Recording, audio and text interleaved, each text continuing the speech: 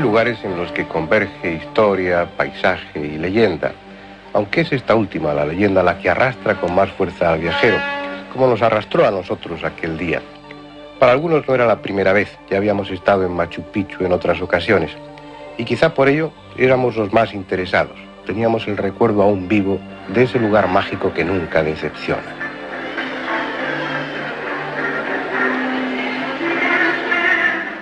En Cuzco, ante la estación de San Pedro, los puestos del mercado estaban en su mayoría cubiertos a causa de la lluvia, y al aire le faltaban esos 1000 aromas diferentes de otras veces.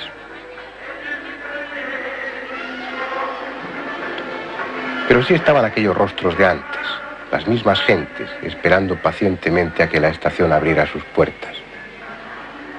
Cada uno con su historia, con su equipaje de experiencias, ocuparía un lugar en aquel tren de vía estrecha que, como cualquier otro día, iba a emprender su camino, valle abajo, hasta terminar el recorrido en la lejana Quillabamba, donde la selva cierra ya sus puertas al paso de las vías.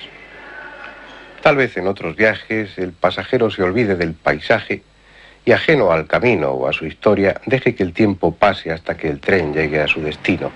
Pero eso no es posible en ese tren ni en ese recorrido.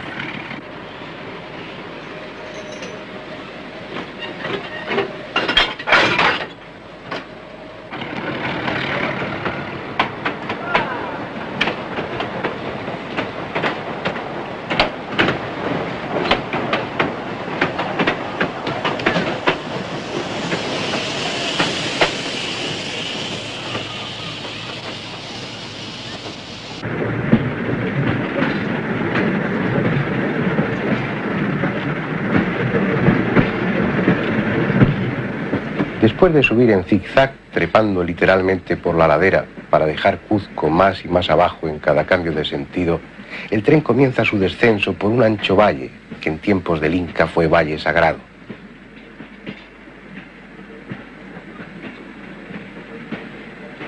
Es la obra de un río, el Vilcamayo, al que el tren no perderá de vista en todo su trayecto. Otros llaman al río Vilcanota, pero más abajo solo por un nombre es conocido: Urubamba, el río Dios que llena sus aguas de leyendas y con ellas nutre al Amazonas. Un río y un valle testigos del Inca y de su historia. Por estas tierras, que el tren recorre agitada y sinuosamente, anduvo el joven príncipe Inca Ripac, desterrado por su carácter impulsivo y rebelde. Y fue en algún lugar del valle donde se le apareció el dios Viracocha para ordenarle que volviera a Cuzco y organizase su defensa contra los sublevados chancas. Muy pocos de los viajeros que hacen ese recorrido conocen la historia del joven príncipe. Sin embargo, de él dependió en gran medida el destino del imperio inca.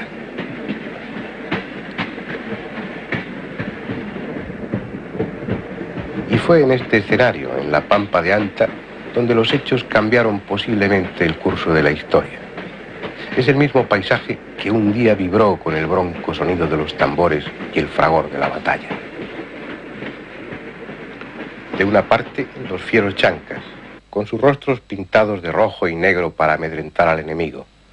De la otra, los soldados del Inca, con la esperanza puesta en su joven e inexperto caudillo. Hoy el valle está en paz, pero aquel día los ayllos, las boleadoras incas, silbaron en el aire y su agudo canto se unió al de lanzas y jabalinas. Luego, en el cruel cuerpo a cuerpo, hachas y mazas hendieron escudos y cabezas, dando fin a la revuelta.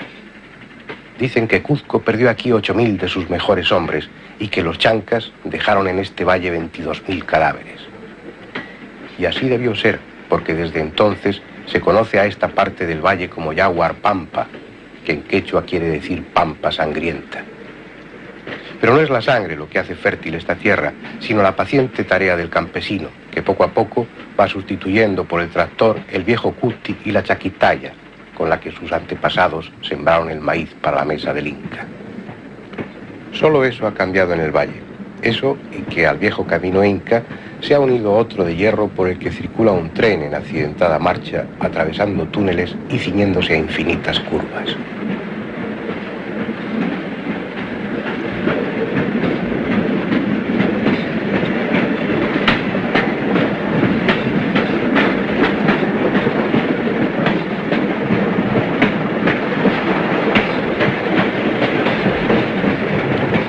Casi al final de su recorrido, una estación, Puente Ruinas, donde otros trenes funcionales y pulidos vacían cada día su carga de turistas.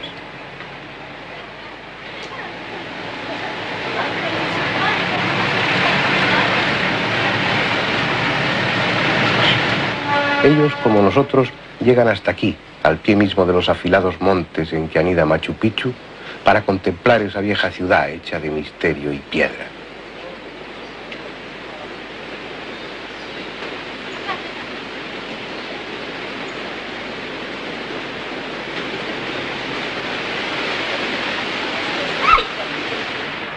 Luego los pequeños autobuses, traídos también en su día por el tren, irán remontando el serpenteante camino de Hiram Bingham, ascendiendo por un paisaje abrupto y grandioso como pocos, dejando allá abajo el tortuoso Urubamba.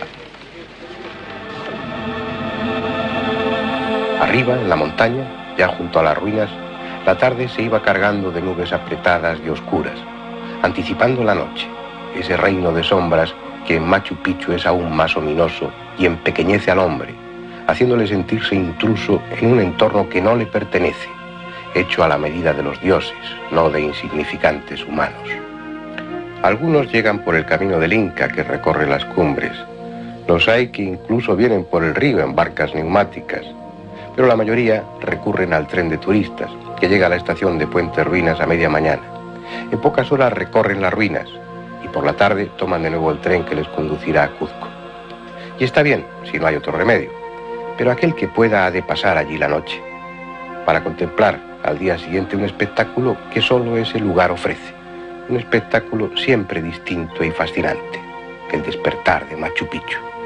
Como náufragos del tiempo, en un paisaje concebido para el cóndor, ellos, los incas, recibieron cada amanecer la luz del Inti, el viejo Padre Sol, surgida tras las gigantescas montañas, más allá del Putucusi. La luz que ilumina las cumbres, que enciende el verde de la selva y hace aún más profundos los abismos. Hoy Machu Picchu no es lo que antes fue, y la luz del día que comienza quizás no sea bienvenida. La ciudad que en la noche soñaba su espléndido pasado despierta lentamente, tomando conciencia de sus desnudas piedras, odiando tal vez al sol que antes tanto amara, porque ahora es él quien descubre su miseria de ciudad muerta. Una ciudad rescatada del olvido el 25 de julio de 1911.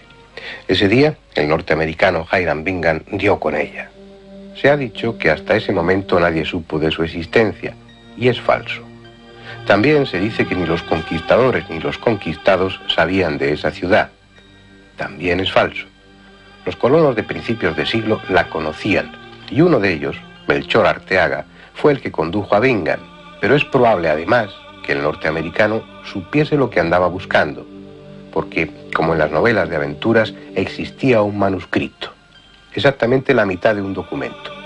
Estaba escrito por un cronista no demasiado conocido, Diego Rodríguez de Figueroa, y fechado en 1561. En ese manuscrito se hacía referencia a la ciudad de Picchu y se incluían instrucciones para llegar a ella. También hay evidencias de que Picchu fue propiedad del Inca Pachacútec. Pero ¿por qué el resto de los cronistas e historiadores ignoraron que aquí, en lo alto del Machu Picchu, el Cerro Viejo, existía una ciudad? Tuvieron que pasar 350 años para que el secreto celosamente guardado fuera desvelado. ¿Acaso estas ruinas son algo especial? Ni siquiera sabemos qué son. Unos las consideran fortaleza, reducto militar por su situación inexpugnable, pero lo cierto es que nada defiende. Otros hablan de ella como refugio secreto, una ciudad reservada que solo sus habitantes y el Inca conocían. Los más le dan categoría de santuario. Y hay un hecho que parece apoyar esa última hipótesis. Cuando Bingham realizó excavaciones en los cementerios de las ruinas, encontró los restos de 173 personas. De ellos, 150 correspondían a mujeres y los otros 23 a hombres no fornidos y a niños. Mala guarnición para una fortaleza.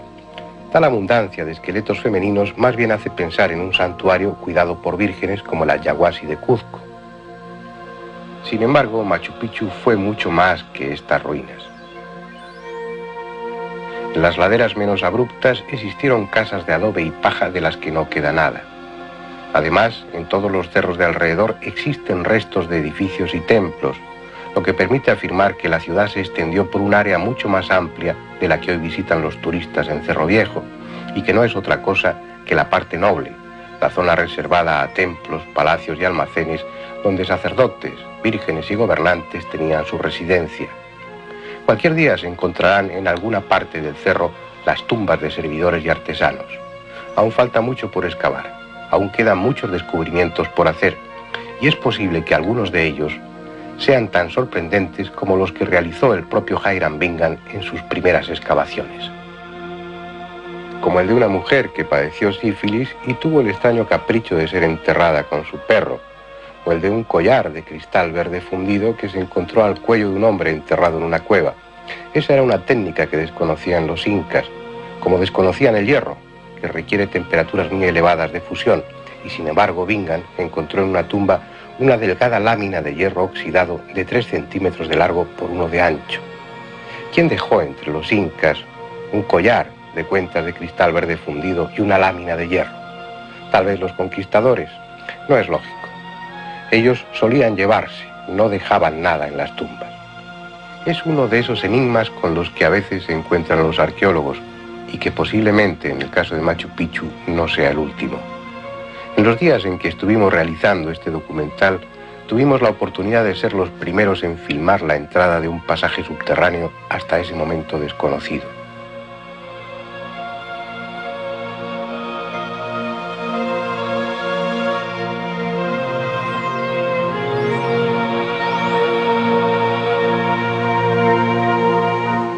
Retirados los escombros que ocultaban el pozo vertical, existe un pasadizo que, una vez despejado, probablemente conduzca a una tumba intacta.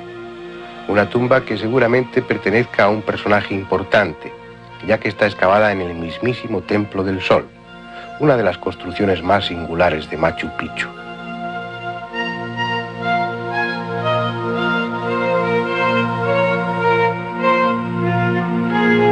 No está claro si fue templo, observatorio o ambas cosas.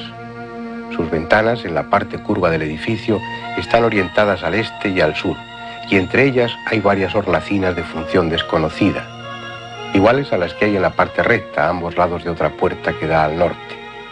Probablemente ese conjunto, incluida la gran roca central cuidadosamente labrada, servía para señalar con luces y sombras diferentes momentos del ciclo solar. Pero lo más llamativo, en el Templo del Sol, no está dentro sino fuera, allí donde la obra del hombre se integra con la de la naturaleza en una perfecta simbiosis, en un ejemplo de síntesis que hizo escribir a Hiram Bingham apasionadas frases de asombro. Seguía la curvatura natural de la roca y estaba empotrado en ella en uno de los más exquisitos ejemplos de albañilería que yo hubiese visto. Era claramente labor de un maestro de su arte, la belleza de las líneas, el arreglo simétrico de los bloques y la gradación de la magnitud de las hileras se combinaban para ofrecer un efecto maravilloso, más suave y grato que aquel de los templos de mármol del viejo mundo.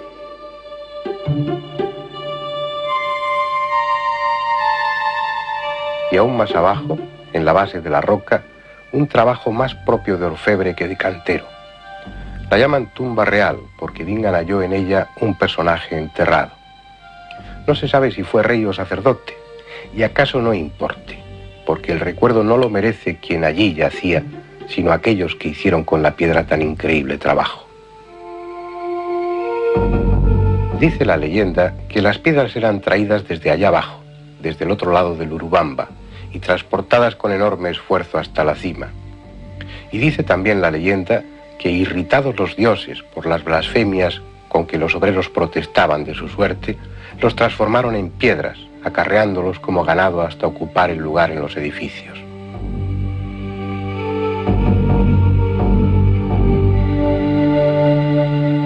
Pero lo cierto es que sobra piedra en la montaña y hay evidencias de que la extraían de allí mismo, lo que en nada empequeñece el gigantesco trabajo que supuso edificar la ciudad.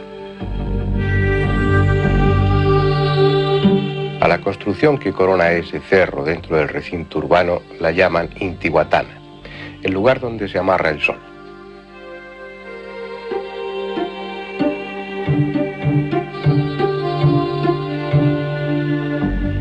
Es el símbolo en piedra de ese lazo que unió al Inca con el Inti, el dispensador de luz y de vida, ese astro convertido en Dios.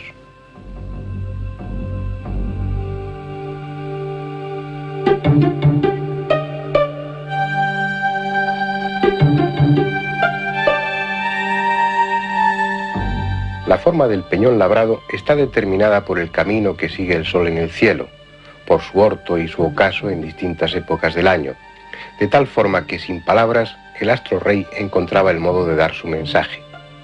Solo el sacerdote, el Tarpuntai, conocía ese lenguaje de luz y sombra. Solo él era el intérprete de la voluntad divina. Y desde aquí la proclamaba a las gentes de Machu Picchu.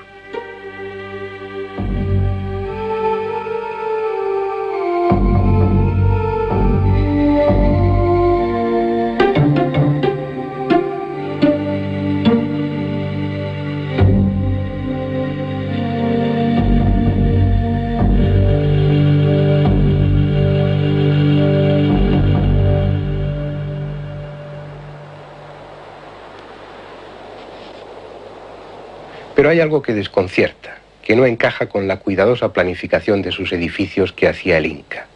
Y son estas puertas transformadas después en ventanas, como si hubiesen utilizado construcciones más antiguas modificándolas, o hubieran sufrido un error al proyectar la construcción. Cabe la posibilidad de que antes de ser Inca, Machu Picchu fuese de otra cultura aún más antigua.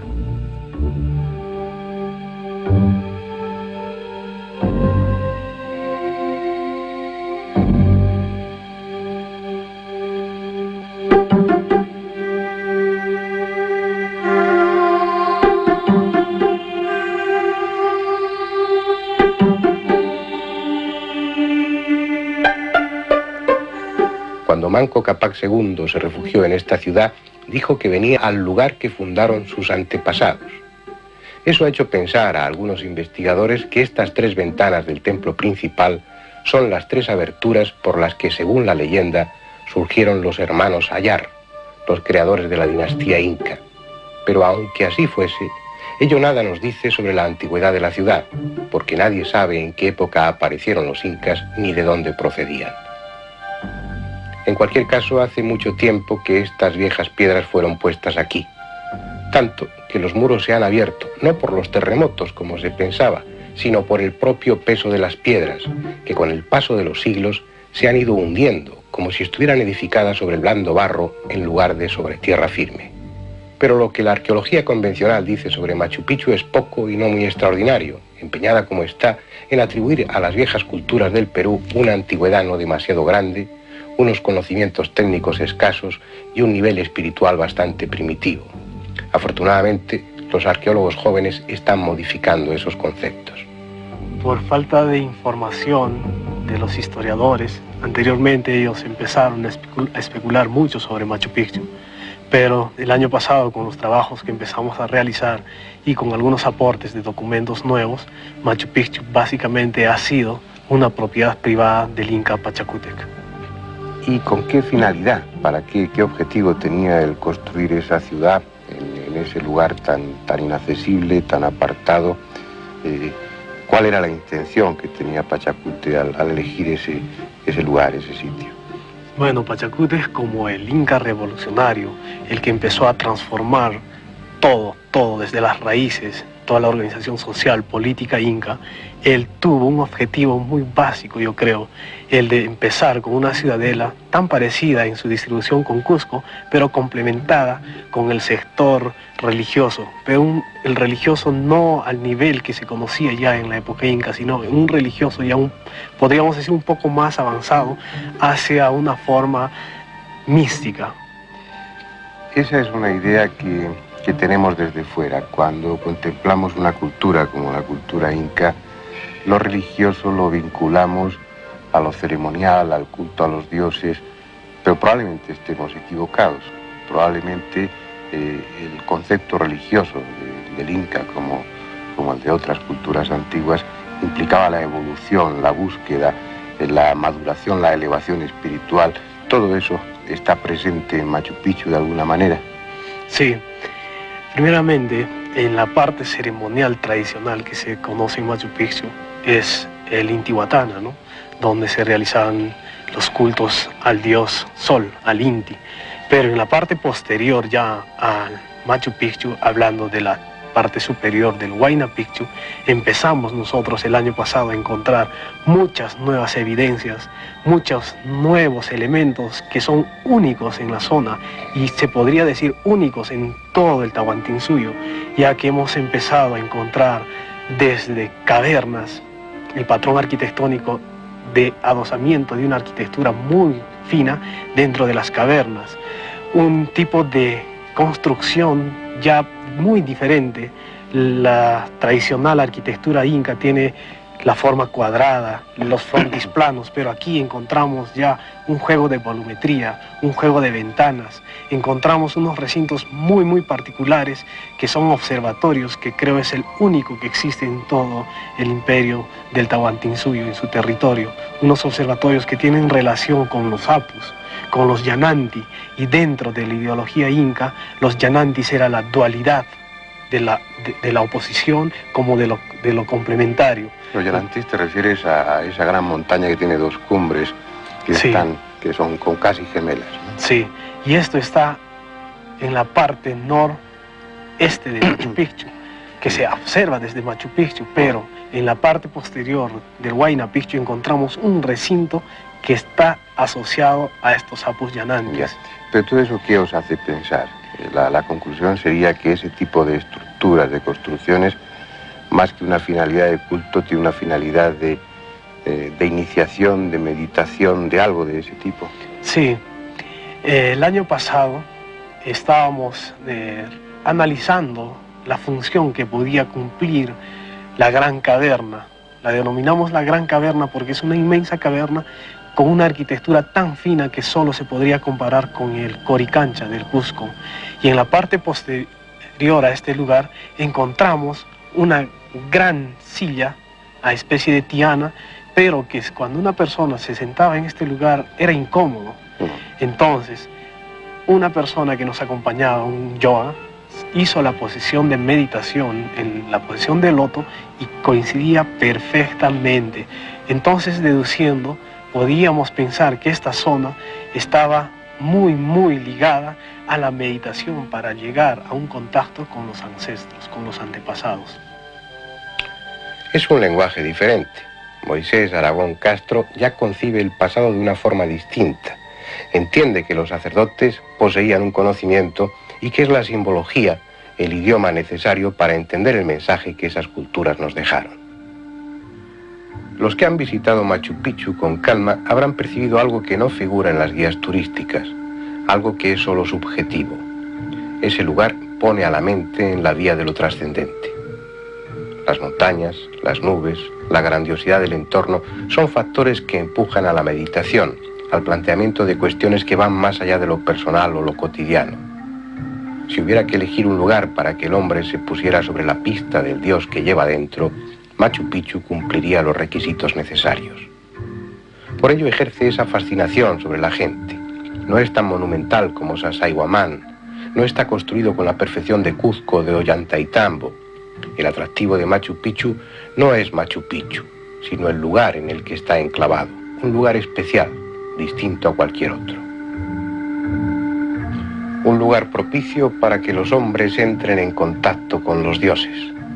Un lugar para que el hombre dialogue con ese hombre total que todos somos en potencia.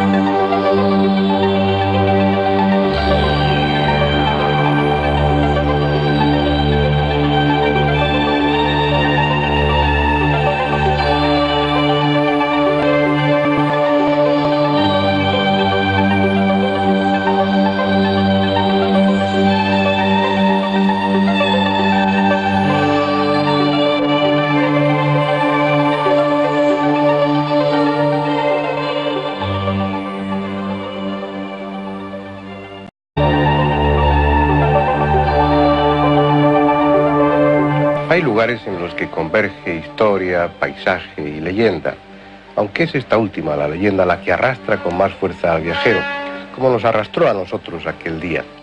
Para algunos no era la primera vez, ya habíamos estado en Machu Picchu en otras ocasiones, y quizá por ello éramos los más interesados. Teníamos el recuerdo aún vivo de ese lugar mágico que nunca decepciona.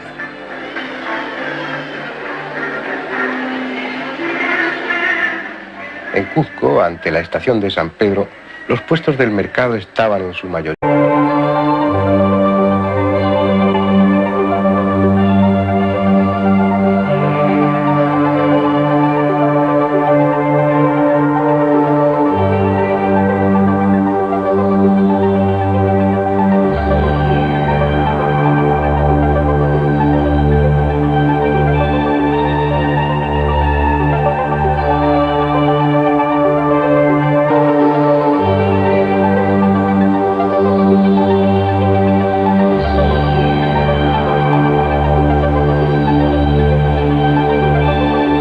El pasajero se olvide del paisaje y, ajeno al camino o a su historia, deje que el tiempo pase hasta que el tren llegue a su destino. Pero eso no es posible en ese tren ni en ese recorrido.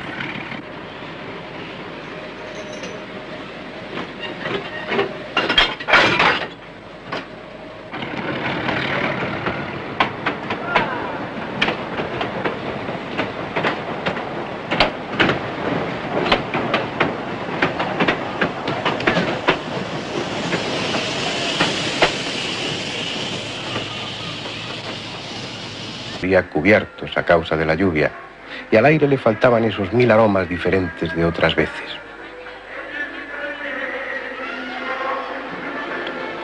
Pero sí estaban aquellos rostros de antes, las mismas gentes, esperando pacientemente a que la estación abriera sus puertas.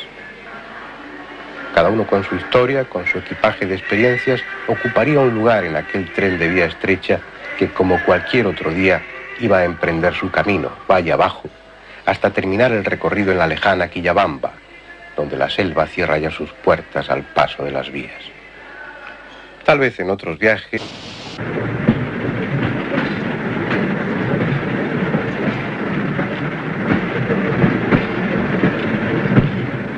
Después de subir en zigzag, trepando literalmente por la ladera para dejar Cuzco más y más abajo en cada cambio de sentido, el tren comienza su descenso por un ancho valle que en tiempos del Inca fue valle sagrado.